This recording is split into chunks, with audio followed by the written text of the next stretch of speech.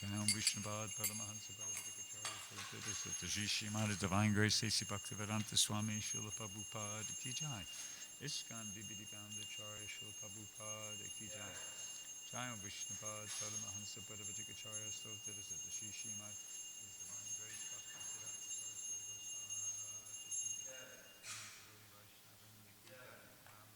Hajadas Thakur Ki Jai. Prem se kaho Shri Krishna Chaitanya Prabhu Nityananda Shri Advaita Giridhar Shivasari Gaura Bhakta Vrinda Ki Jai. Shri Shri Radha Krishna Gopinath Shamakunda Radhakunda Giri Govardhan Ki Jai. Vrindavan Dham Ki Jai. Navadip Mayapur Dham Ki Jai. Ganga Jamuna Mai Ki Jai. Tulasi Devi Maharani Ki Jai. Bhakti Devi Ki Jai. Samaveda Bhakta Vrinda Ki Jai. Harinam Sankirtan Ki Jai. All glories to the assembled devotees, all glories to the assembled devotees, all glories to the assembled devotees. All glories to Shri Shri Gurung Garanga, all glories to Srila Prabhupada. Om Namo Bhagavate Vasudevaya. Om Namo Bhagavate Vasudevaya.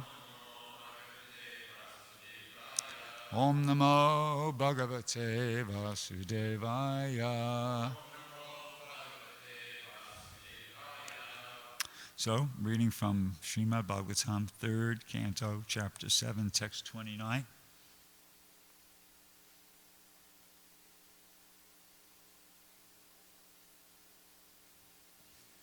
Yeah, no, it is. I'm just waiting for it to come up on the board there, so everybody can. Well, I'll start chanting, and they're simple, short lines. So, Varnashrama Vibhagamscha. Varnashrama Vibhagamscha. Rupa Shila Swabhavataha. Rupa Shila Swabhavataha. Rishinam Janma Karmani. Rishinam Janma Karmani. Vedasya cha Vikarshanam. Vedasya cha Vikarshanam. Vanashrama Vibhagamscha. Rupa Shila Swabhavataha. Rishinam Janma Karmani. Vedasya cha Vikarshanam.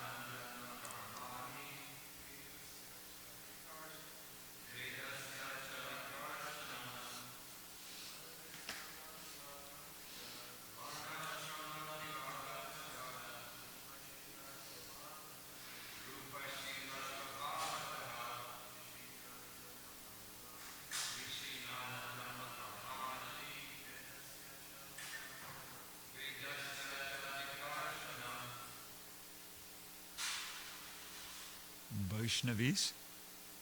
Huh? Okay. Varna Ashrama. The 4 divisions of social statuses and orders of spiritual culture. Vibhagan, respective divisions. Cha, also. Rupa, personal features. Shila Swabhavataha, personal character. Rishinam, of the sages. Janma, birth. Karmani, activities. Vedasya, of the Vedas, cha, and vikarshanam, categorical divisions. Translation and purport by His Divine Grace, A.C. Bhaktivedanta Swami, Srila Prabhupada. O great sage, kindly describe the divisions and orders of human society in terms of symptoms, behavior, and the characteristics of mental equilibrium and sense control. Also, please describe the births of the great sages and the categorical divisions of the Vedas. Purport. The four statuses and orders of human society, Brahmanas, Kshatriyas, Vaishyas, and Sudras, as well as Brahmacharis, Grihastas, Vanaprasthas, and Sannyasis, are all divisions of quality, education, culture, and spiritual advancement attained by practicing control of the mind and the senses.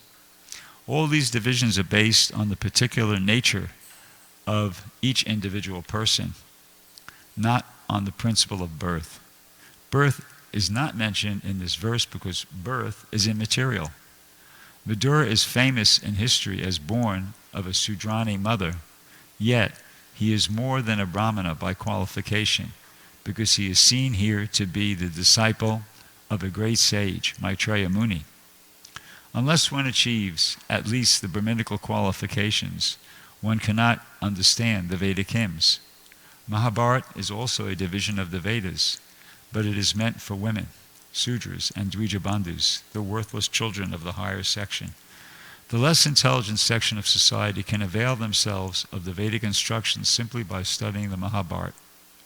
Om Ganatamanandasha Jananjana Shalakaya Chakshurnan Militam Yena Tasmai Shri Gurave Namaha Shri Chaitanya Manobishtam Stapitam Yena Bhutale Swayam Rupakadamayam Didati Swapadantikam.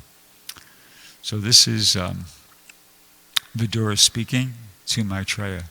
He's asking a question. And Prabhupada says here in the purport about talking about the four statuses and orders of human society. And he mentions that all are divisions of quality education and spiritual advancement attained by practicing control of the mind and the senses.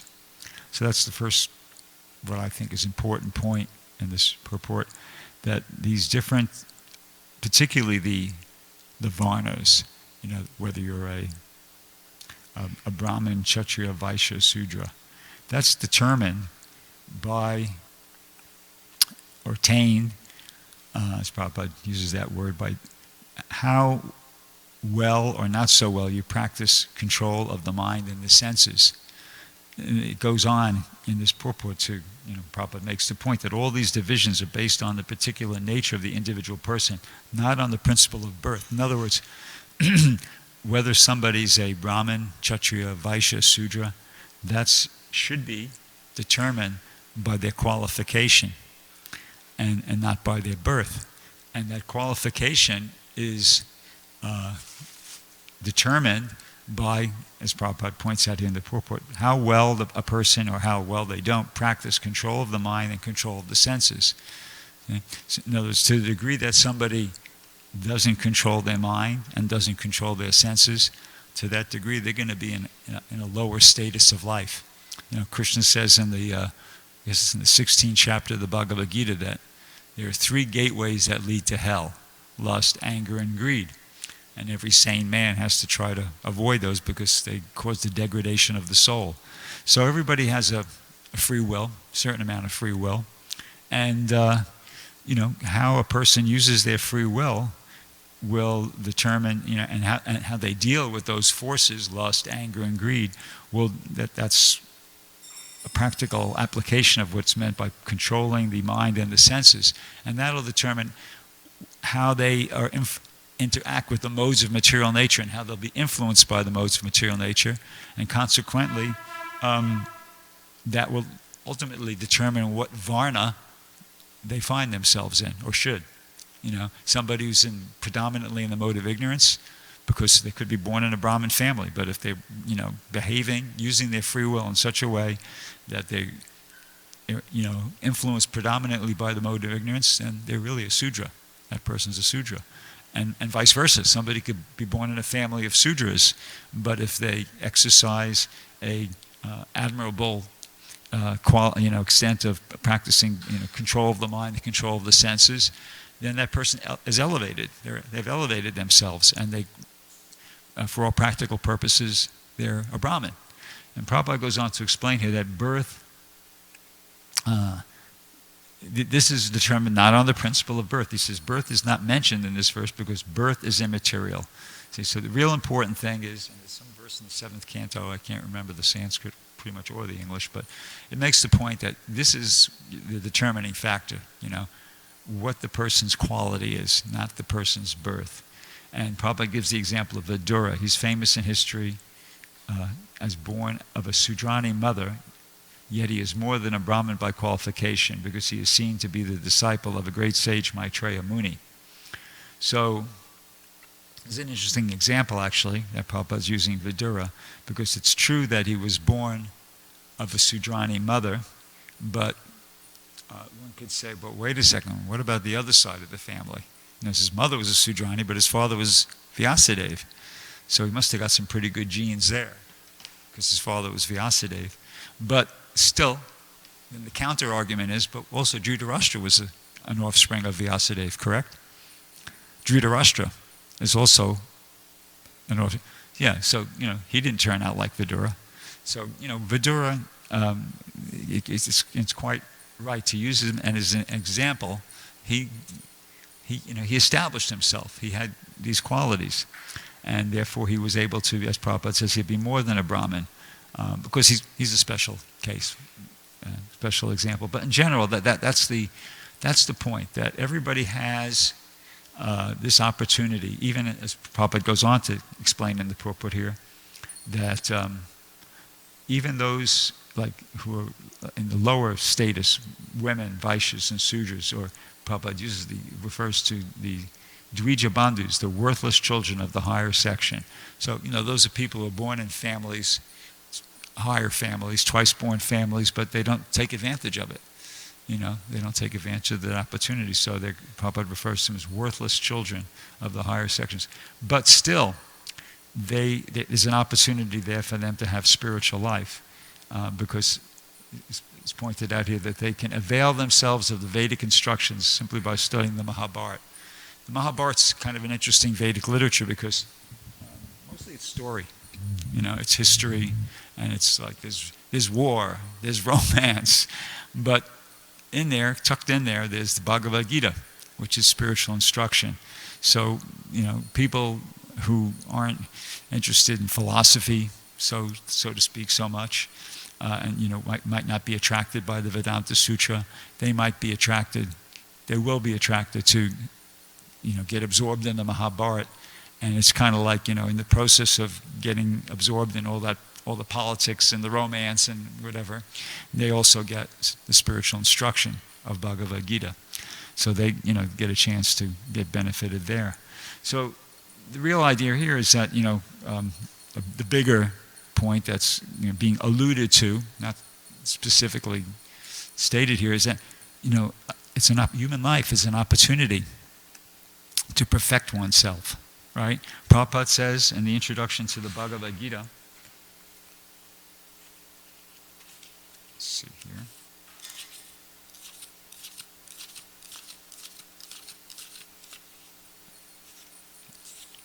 Yeah, Prabhupada says in the introduction to the Bhagavad Gita, he says, everyone has a particular relationship with the Lord, and that relationship is evoked by the perfection of devotional service. But in the present status of our life, not only have we forgotten the Supreme Lord, but we have forgotten our eternal relationship with the Lord. Too bad. But he goes on to say, every living being out of many, many billions and trillions of living beings has a particular relationship with the Lord eternally. Makes the point again. That is called Swarup. By the process of devotional service, one can revive that Swarup.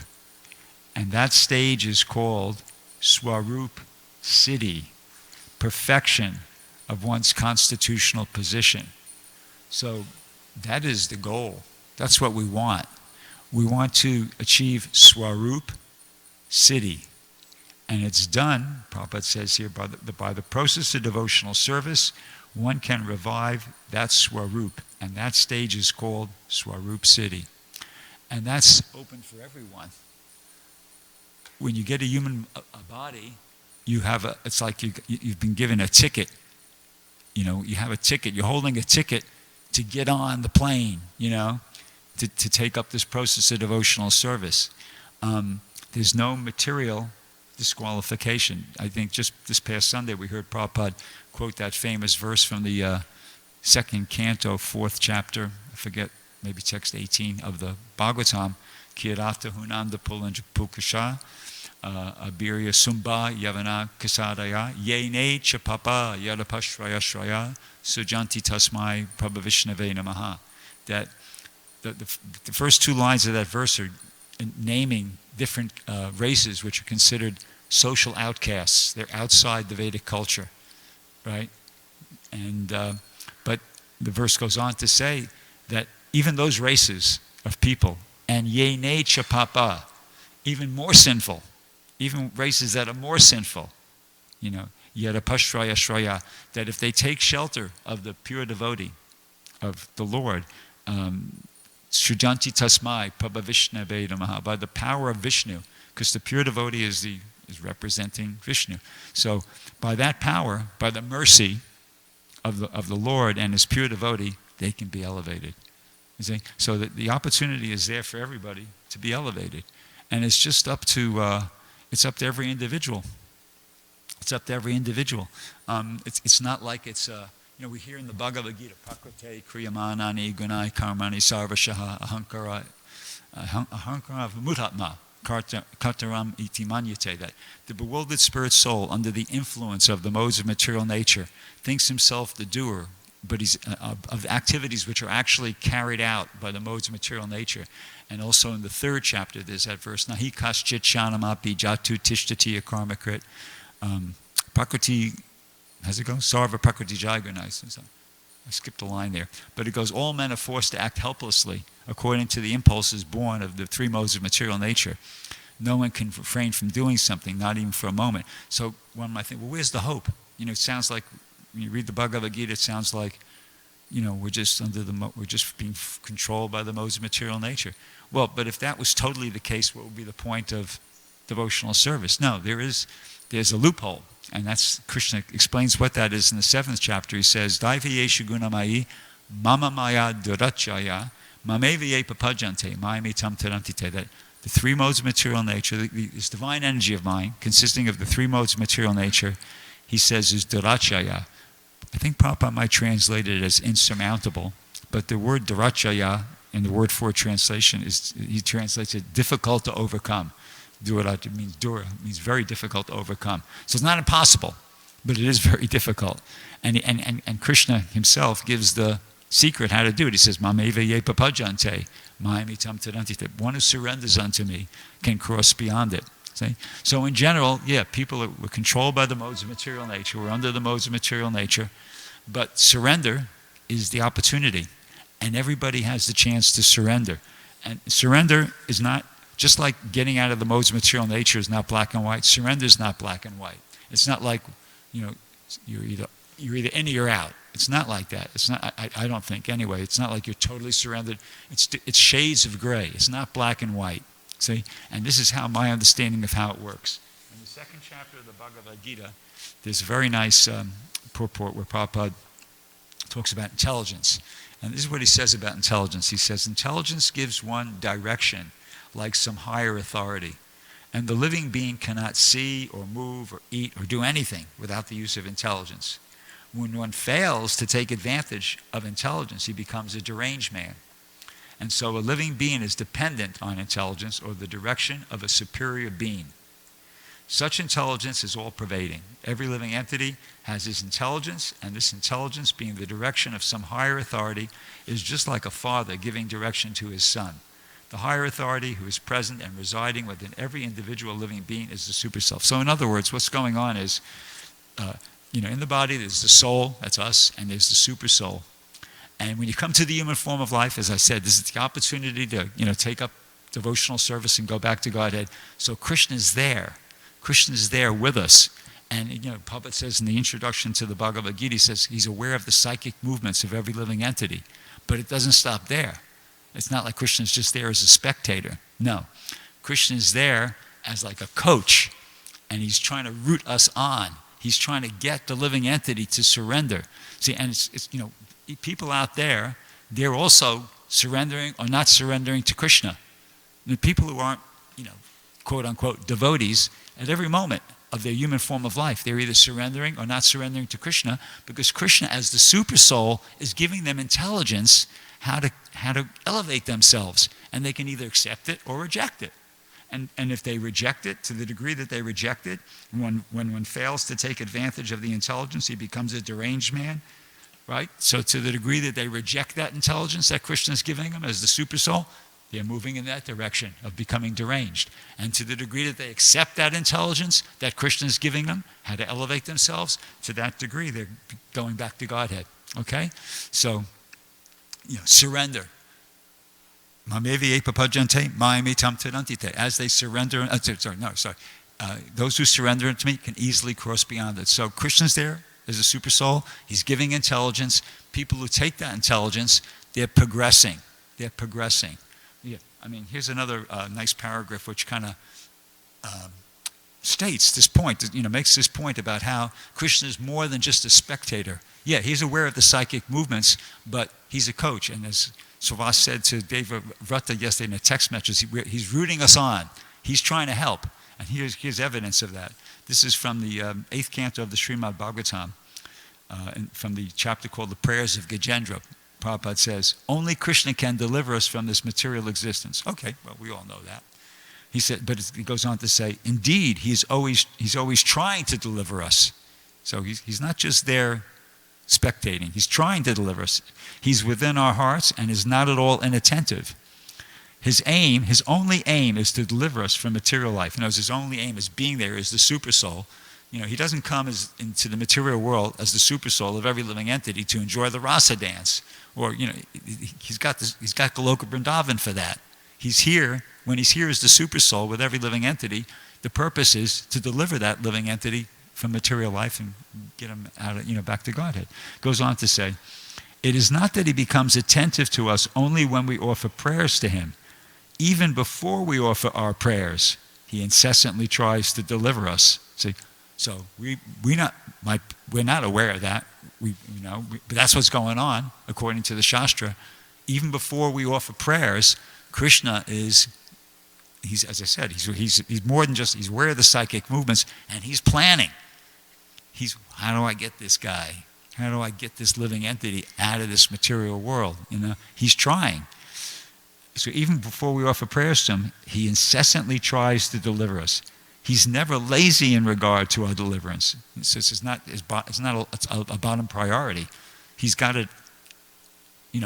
So he's putting some attention onto the whole thing. He's trying to deliver us, and he's doing it. He's not lazy about it.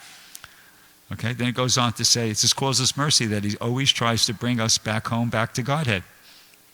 So, yeah. So that's a pretty good deal. That we got, Krishna is there, and he's trying to elevate us. He's trying to help us, go back home, back to Godhead. So we have to try to cooperate.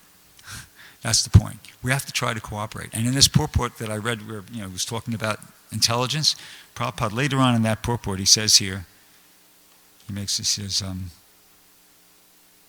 so if we stick to our determination to try to understand who we are, who God is, he says, and pray for the mercy of the director of intelligence. That's what we have to do. We have to pray for the mercy of the director of intelligence. That's Krishna. He's within our heart. Of course, he's right there on the altar. He's not different from the Hare Krishna Mahamantra, etc., etc., etc. But he is the director of intelligence, and we have to pray for his mercy because we want to be successful. We don't want to have to come back here as conditioned souls to the material world and have to do this all over again. Why? We've already taken trillions of births here in the material world. Why be around for more? We know what's going on here. Actually, Devamarita Swami made an interesting point the other day, though, when he said about how, he quoted that, referred to that, what would you call it, phrase or saying, experience is the best teacher, and he made the point that, no, it's not. And he quoted that verse from the second canto, Napashyati, how's it go? Deha.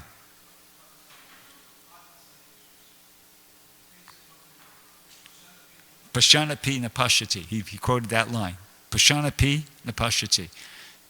And as evidence that experience isn't such a great teacher, because Pashanapi Apashyati. People, they have sufficient experience, but they don't learn.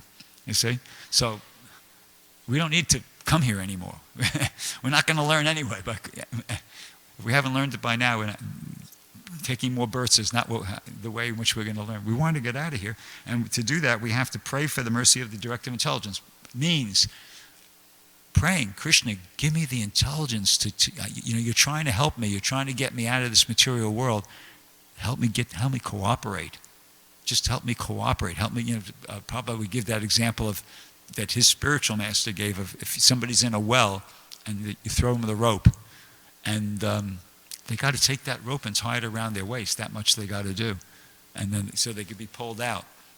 So that's what we have to try to do, and and then we'll be saved because Krishna is trying to save us. If we just cooperate, then there's a big hope that we can finish up our business in this lifetime, okay, and go back to Godhead. But actually, we'd like to do even more than that. You can say, well, what's possible to do? We'd like to become like Prabhupada, ideally.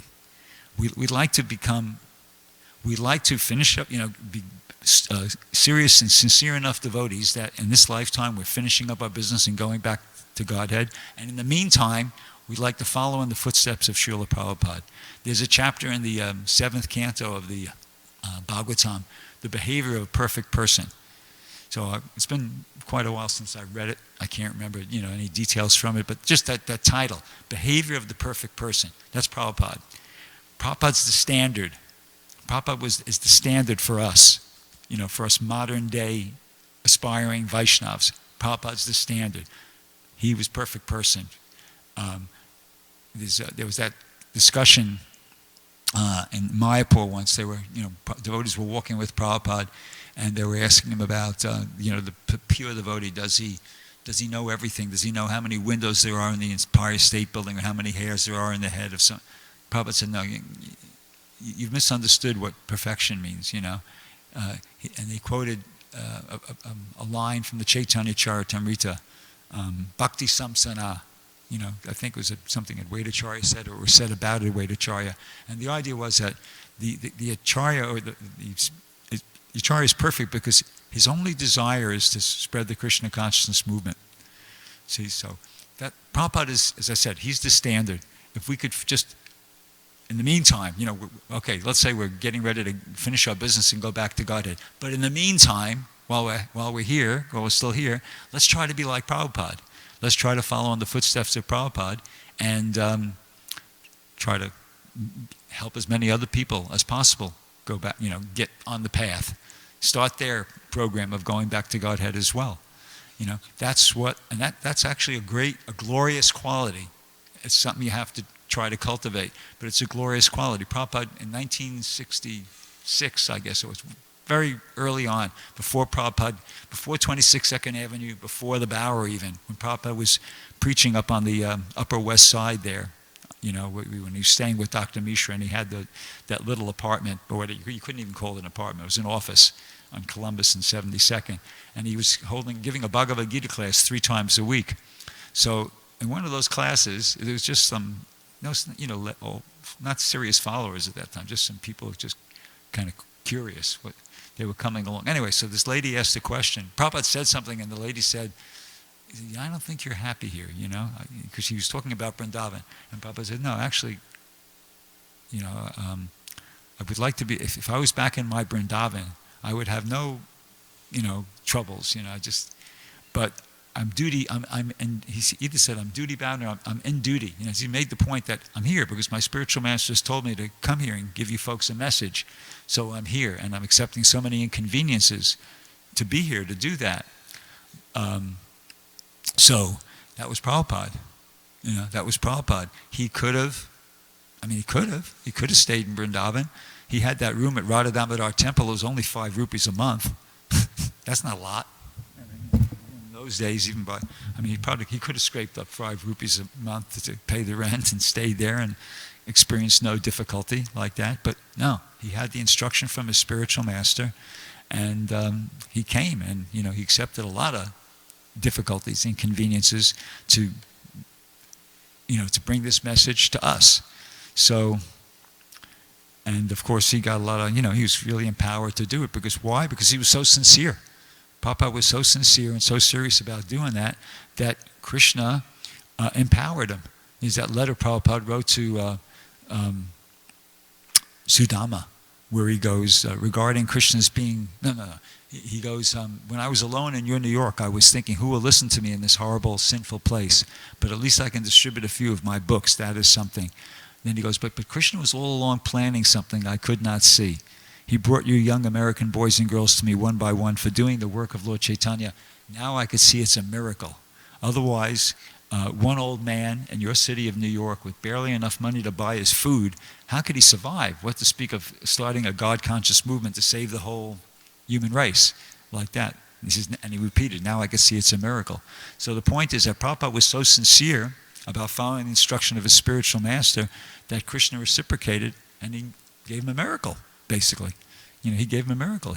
Krishna, it's in the 4th canto, it's stated that the pure devotee is always thinking about how to deliver the conditioned souls, and Krishna being pleased by that, he enlightens the general populace from within by his causeless mercy. See? So that's what was going on. Prabhupada was so sincere that Krishna, as the super soul within the heart of, he enlightened, he inspired some souls to come forward and take an interest in Krishna consciousness and become his disciples. And in that way, Prabhupada was able to, start a movement and kind of get things going like that. So, we should try to follow in Prabhupada's footsteps. And that's an important expression, following the footsteps. Nobody's going to be able to do like what Prabhupada did. He's a very special, super special individual. But, we could try to follow in his footsteps and try to do what we can to become pure devotees and spread the Krishna consciousness movement. So I'll stop there. Does anybody have any question? That means everybody's in total agreement. I'll take that to mean that. Oh, okay. Ganga Prem, sure.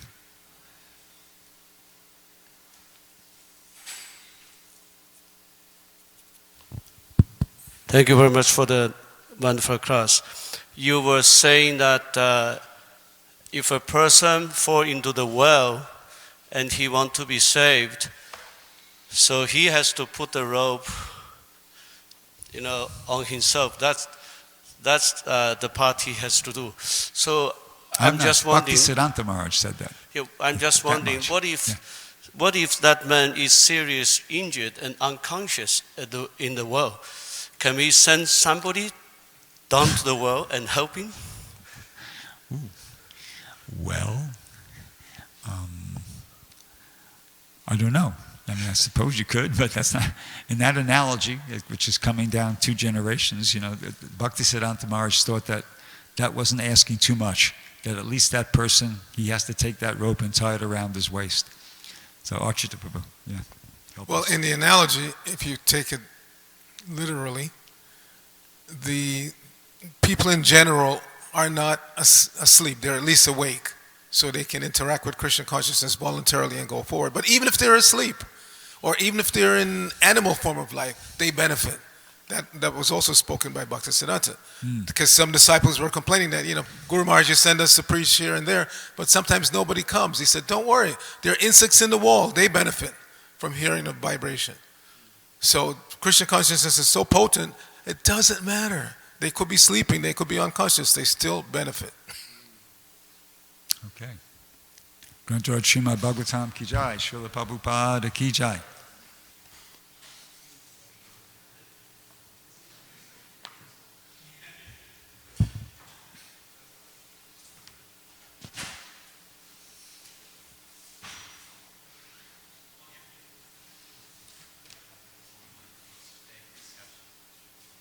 Oh, thank you.